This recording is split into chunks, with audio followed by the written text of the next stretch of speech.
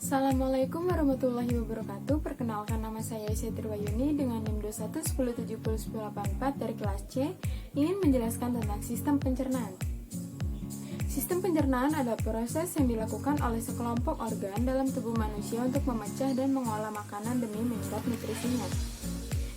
Nutrisi yang didapatkan disalurkan ke seluruh tubuh untuk digunakan sebagai energi serta menjaga fungsi organ lainnya.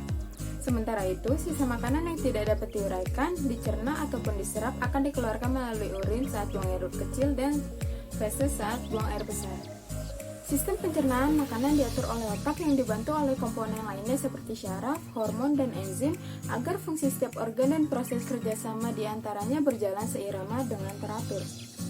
Sistem pencernaan manusia juga didukung oleh serangkaian otot yang mengkoordinasikan pergerakan makanan untuk membantu melancarkan proses pengolahannya. Organ yang masuk dalam alat pencernaan tidak padat adalah mulut, esofagus, lambung, usus besar, usus kecil, rektum, dan anus. Sebaliknya, organ yang masuk dalam alat pencernaan padat adalah hati, pankreas, dan empedu. Berikut ini adalah organ pencernaan manusia dan fungsinya secara berurutan.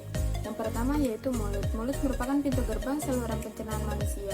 Saat kita mengunyah, proses pencernaan makanan sebenarnya sudah dimulai. Bahkan sebelum makanan masuk ke mulut, sistem pencernaan kita sudah bersiap-siap dengan mengeluarkan air liur untuk membasahi mulut. Saat masuk ke mulut, gerakan mengunyah akan mengubah makanan menjadi partikel yang lebih kecil. Sementara itu, enzim yang ada di air liur dapat melumatkan makanan sehingga akan lebih mudah diolah nantinya. Setelah makanan lumat, lidah akan mendorong makanan ke tujuan selanjutnya yaitu tenggorokan. Yang kedua ada tenggorokan.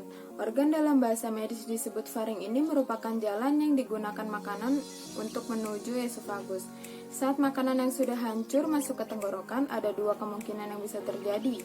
Kemungkinan pertama adalah makanan bisa melalui jalur yang tepat yaitu ke esofagus untuk menuju lambung. Kemungkinan kedua, makanan justru masuk ke jalur yang salah, menuju ke saluran pernapasan, dan inilah yang membuat kita bisa tersedak. Untuk mencegah makanan melewati jalur yang salah, di tenggorokan terdapat epiglotis. Epiglotis adalah bagian dari organ pencernaan yang berbentuk seperti daun. Fungsinya hampir sama seperti pintu, yaitu bisa membuka dan menutup sesuai dengan kebutuhan. Yang ketiga ada esofagus. Esofagus adalah organ bagian dari sistem pencernaan dengan bentuk seperti tabung berotot yang letaknya membentang dari faring hingga ke lambung. Melalui suatu mekanisme gerakan meremas yang dinamakan gerakan peristaltik, esofagus akan mengantarkan makanan ke lambung. Yang keempat yaitu lambung. Selain menyimpan makanan, lambung juga berperan dalam mencampur dan menghancurkan makanan menjadi bentuk yang lebih mudah diserap. Fungsi tersebut dilakukan oleh enzim dan asam yang diproduksi lambung. Saat makanan menuju ke organ selanjutnya setelah lambung, konsistensinya sudah menyerupai pasta atau cairan. Yang kelima yaitu usus halus. Usus halus dibagi menjadi 3 bagian, yaitu usus 12 jari atau duodenum, jejunum, dan ileum. Organ ini masih akan terus mengolah makanan menggunakan enzim yang diproduksi oleh pankreas dan hati. Duodenum bertugas untuk terus memecah makanan dan mengolahnya. Sementara itu, jejunum dan ileum berperan agar nutrisi yang ada pada makanan bisa diserap oleh tubuh.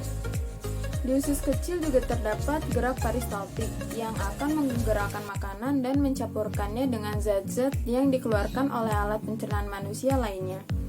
Yang keenam yaitu usus besar.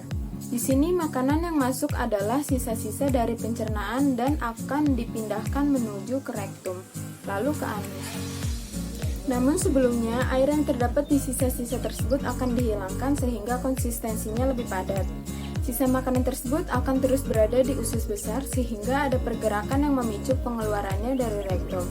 Umumnya, sisa makanan membutuhkan waktu sekitar 36 jam untuk melewati usus besar. Yang ketujuh ada rektum. Rektum merupakan sebuah ruangan yang menghubungkan usus besar dan anus. Fungsi organ pencernaan ini adalah untuk menerima sisa makanan yang sudah berubah menjadi feses dan menyimpannya.